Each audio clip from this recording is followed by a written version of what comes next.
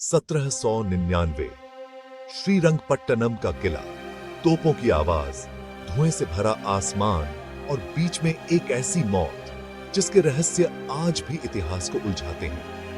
इतिहास कहता है कि टीपू सुल्तान यहीं शहीद हुए थे।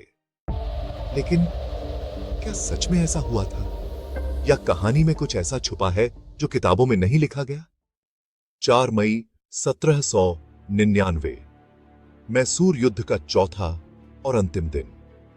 ब्रिटिश सेना किले में घुस चुकी थी। टीपू सुल्तान अपनी तलवार के साथ अंतिम सांस तक लड़ रहे थे।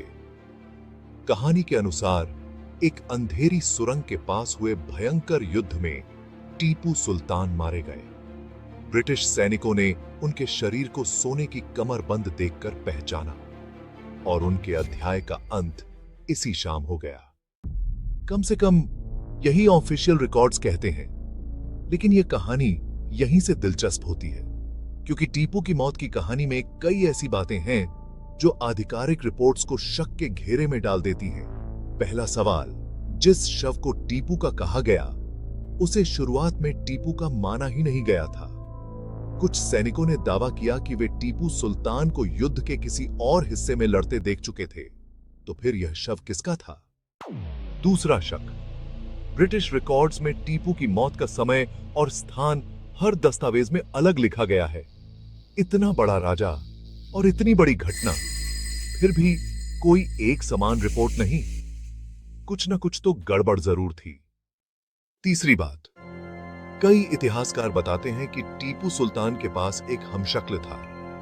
ऐसे हालात में यह भी संभव है कि युद्ध में मारा गया व्यक्ति वही हमशक्ल रहा हो और असली टीपू वहां से निकल गए हों।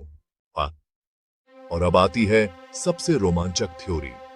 टीपू सुल्तान की मौत नहीं हुई, बल्कि वे बच निकले। श्रीरंगपट्टनम किले में कई गुप्त सुरंगें थीं जो नदी के पार निकलती थीं। कुछ ब्रिटिश सैनिकों ने खुद लिखा कि उन्हें टीपू जैसा दिखने वाला एक व्यक्ति सुरंग की ओर भागते देखा गया।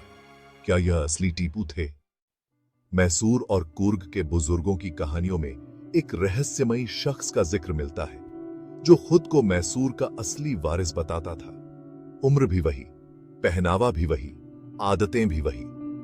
लोग आज भी उसे बचे हुए टीपू सुल्तान की कहानी से जोड़ते हैं। और 1830 में मिलता है रिकॉर्ड एक व्यक्ति का नाम, मियां साहब, जो दावा करते थे कि वे मैसूर की असली गद्दी के योग्य हैं। क्या यह सिर्फ संयोग था? लेकिन अगर टीपू बच गए हों तो ब्रिटिश इसे क्यों छुपाते? उसके कई कारण हो सकते हैं। ब्रिटिश अपने टाइगर ऑफ मैसूर को हराने की कहानी फैलाना चाहते थे। अगर पता चलता कि टीपू भाग गए हैं तो दक्षिण भारत में विद्रोह रुकना मुश्किल था। ब्रिटिश साम्राज्य की प्रतिष्ठा पर गहरा असर पड़ता। शायद इसी कारण उन्हें टीपू की मौत वाला नैरेटिव चाहिए था। आधुनिक इतिहास 2 हिस्सों में बंटा हुआ है। मत एक, टीपू वीरगति को प्राप्त हुए, शव की पहचान सही थी।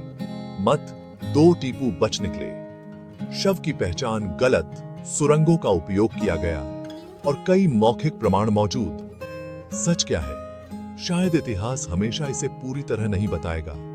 टीपू सुल्तान की मौत एक ऐसी पहेली है जिस पर आज भी बहस जारी है। लेकिन अब सवाल आपका है, आपको कौन सी कहानी सच लगती है? क्या टीपू सुल्तान उसी दिन शहीद हुए, या फिर ब्रिटिशों को चकमा देकर कहीं और एक नई जिंदगी जी रहे थे? अपनी राय कमेंट में जरूर बताइए। और अगर आपने टीपू सुल्तान की बहादुरी वाली हमारी पिछली वीडियो देखी है तो यह रहस्यपूर्ण कहानी उसी की परफेक्ट अगली कड़ी है।